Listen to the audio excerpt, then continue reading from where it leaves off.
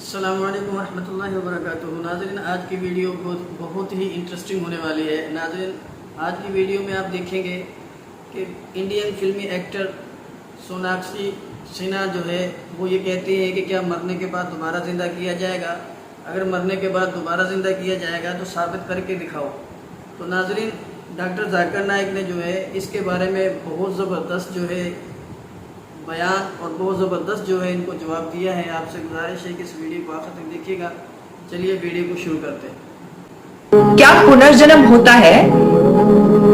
Does rebirth really happen and are there many lifetimes? धन्यवाद doctor Zakir Naik साहब। मेरे जिस्म का दिया गया नाम डॉक्टर वर्मा है और मैंने कुरान शरीफ भी पढ़ी है, बाइबिल भी पढ़ी है और वेदवाद की थोड़ा सा अध्ययन किया है। मैंने कुरान में सारी बातें अच्छी पाई हैं, किंतु एक बात मेरी समझ में अभी तक नहीं आई है। ये हिंदूवादी वो कहते हैं कि जन्म होता है और कुरान में एक बात आती है कि मुर्दे जिंदे किए जाएंगे। ये दो बात मेरी समझ में अभी तक नहीं आई है। हिंदू तकवा कहता है, उन्हें देखा कि जन्मवाद के जन्म होता है। मैंने डिस्कवरी चैनल में भी ये चीजें देखी हैं। और दूसरा कि आखिर में कुरान में कि मुर्दे जिंदे किए जाएंगे। मैंने इस बात को बहुत से पूछा है, किंतु मेरे का इस बात का क्लियरिफिकेशन कोई भी मजहब, एक तो जन्मवादी, दूसरा जो जन्म नहीं मानता यानी मुर्दों को जिंदा करता है, समझा नहीं पाया। मैं आपसे प्रार्थना करता हूं कि इस बात को कुरान के माध्यम से और आपके माध्यम से मैं समझने के लिए आपसे गुजारिश कर रहा हूं। धन्यवाद। डॉक्टर साहब ने अच्छा सवाल पूछा है कि उसने कुरान मजीद पढ़ी और सब बात को तस्लीम करते, सिर्फ ये एक या दो बात कि कुरान शरीफ के अंदर मौत आती है, मुर्दे को वापस से जिंदगी दी जाएंगी आखिरत में, उनका जिक्र है। और हिंदू लोग ये मानते हैं कि पुनर्जन्म में, और वो डिस्कवरी चैनल पे देखे कि पुनर्जन्म होता है। अगर आप देखेंगे सबसे ऊंची किताब हिंदू मजहब में वेद, अगर आप पढ़ेंगे पुनर की मानी क्या, पुनर संस्कृत में मतलब नेक्स्ट, अगेन, वापस से, और एक, पुनर के मानी नेक्स्ट। तो पुनर्जन्म मतलब नेक्स्ट जिंदगी और एक जिंदगी।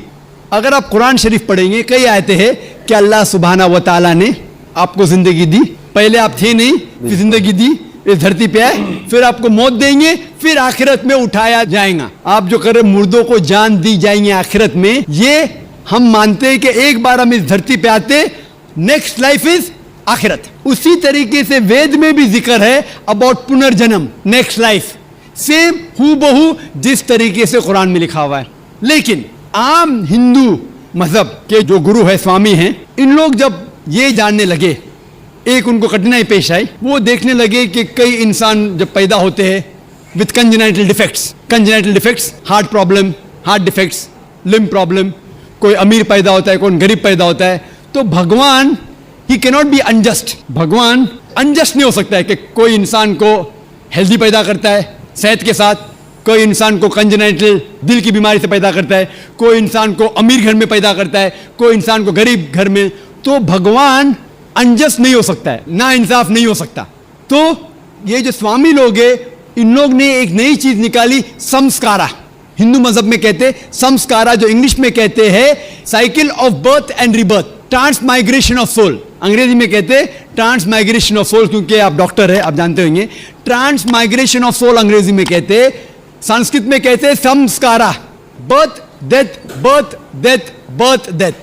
कहीं भी वेद में नहीं लिखा हुआ है कि birth death, birth death, birth death, कहीं भी वेद में नहीं लिखा है। चैलेंज है मेरा, ये इन लोग को मिलता है भगवत गीता के श्लोक से। भगवत गीता का श्लोक चैप्टर नंबर 2 में, वर्स नंबर 22 में, उसमें लिखा हुआ है कि जब कोई शख्स अपने कपड़े निकालता है तो वो नए कपड़े पहन लेता है, उसी तरीके से रूह एक नई जिस्म में जाती है। और ये भद्यांकर उपनिषद में भी इसका जिक्र है, आप पढ़ेंगे कि when a caterpillar climbs up the grass of blade, he jumps to a new grass. Same way the soul takes a new body. जिस तरीके से कैटरपिलर घास के ऊपर चढ़ता है और दूसरे घास पे जाता है, उसी तरीके से रूह एक नई बॉडी के अंदर जाता है। तो इस श्लोक के बुनियाद पर इन लोग ने एक फिलॉसफी पैदा की, संस्कारा, कि इंसान जो कर्म के बेस के ऊपर, कर्म और धर्म की फिलॉसफी, कर्म मतलब अच्छे कर्म करोगे धर्म के हिसाब से तो अगले जन्म में आप अच्छे पैदा होंगे। अगर आपके कर्म बुरे होंगे तो अगले जन्म में आप हो सकता है कि लूला पैदा होंगे या लंगड़ा पैदा होंगे। और जो कहते हैं कि आप इंसान 7 बार बनेंगे। ये कौन कहता है? वेद नहीं कहती, ये स्वामी जी लोग कहते हैं। कोई वेद में कहीं लिखा नहीं है, क्योंकि उनको ये नहीं कह सकते थे कि इंसान क्यों गरीब पैदा होता है, क्यों अपाहिज पैदा होता है। उनकी सोच कम थी, इसीलिए नई फिलॉसफी लेके आए, ट्रांसमाइग्रेशन ऑफ सोल। आप तो डॉक्टर है, मैं भी डॉक्टर हूं।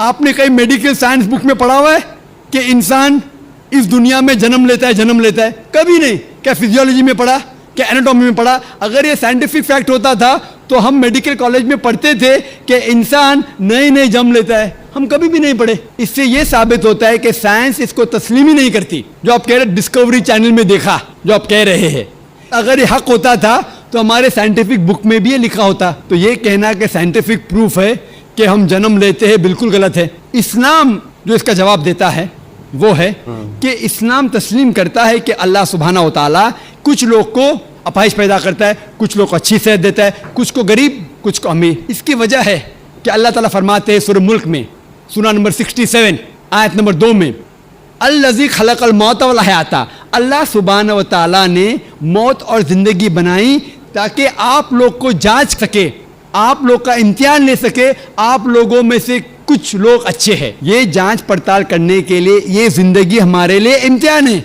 और अल्लाह ताला फरमाते हैं सूरह अनफाल में, सूरा नंबर 8 आयत नंबर 28 में, कि आपके बच्चे और आपकी जायदाद आपके लिए फितना है।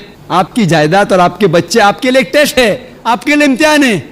अल्लाह ताला कुछ लोग को गरीब घर में पैदा करता है, कुछ लोग को अमीर। जो लोग अमीर है उनके लिए इम्तिहान है कि वो ज़कात देते क्या नहीं। जैसा कि मैंने कहा मेरी तकरीर में, तीसरी बुनियादी बात इस्लाम में है ज़कात। जिस शख्स के पास 85 ग्राम से ज़्यादा सोना है या उसके मुकाबले में धन है, उसको 2.5% ज़कात देना फ़र्ज़ है। जो आदमी अमीर है, कुछ अमीर लोग बराबर ज़कात देते, कुछ लोग आधा देते, कुछ लोग देते ही नहीं। तो अमीर इंसान को शायद 100% मार्क्स मिले या 50% मार्क्स मिले या 0% मिले। वो गरीब इंसान को ज़कात में तो 100 मार्क्स मिलता है, 100 आउट ऑफ 100। उसको ज़कात देना ही नहीं। हम कहते रहे बेचारा गरीब इंसान है, लेकिन असल में देखे जाओ तो उसको उस इम्तिहान में, गुर्बत के इम्तिहान में 100% मार्क्स मिले। आप समझ रहे? इसी तरीके से अल्लाह ताला कहते हैं कि आपके बच्चे आपके लिए इम्तिहान है। हो सकता है मिसाल के तौर पे एक अच्छे जोड़ी है, अच्छे मुसलमान है, 5 टाइम नमाज पढ़ रहे हैं, हज को गए हैं, रमज़ान में रोज़ा रखते हैं, ज़कात देते हैं। अल्लाह ताला उनका और बड़ा इम्तिहान लेना चाहता है। जितना बड़ा इम्तिहान उतना बड़ा इनाम। मिसाल के तौर पे अगर आप BA पास करते तो आपको सिर्फ ग्रेजुएशन मिलता है। अगर आप MBBS पास करते आपको डॉक्टर कहलाया जाता। डॉक्टर मतलब ऊंचा ओहदा। इसी तरीके से अल्लाह सुब्हानहू व तआला हो सकता है कि उस जोड़ी को इम्तिहान और सख्त देता है और ऐसा बच्चा पैदा करता है जो अपाहिज है। अल्लाह ये देखना चाहता है कि अपाहिज बच्चा पैदा करने के बावजूद वो अल्लाह के ऊपर ईमान रखता है क्या नहीं। अगर ईमान रखता है तो अल्लाह उसे जन्नत फिरदौस देना चाहता है। और कठिन इम्तिहान और बड़ा इनाम। हो सकता है कि वो इम्तिहान में फेल हो जाएगा। तो ये कुरान की आयत है, आपके बच्चे आपके लिए इम्तिहान है। कभी कोई भी अगर कलामिटी आती है, कोई भी आपको नुकसान होता है, इधर वो आपके लिए इम्तिहान है या आपके लिए सज़ा है।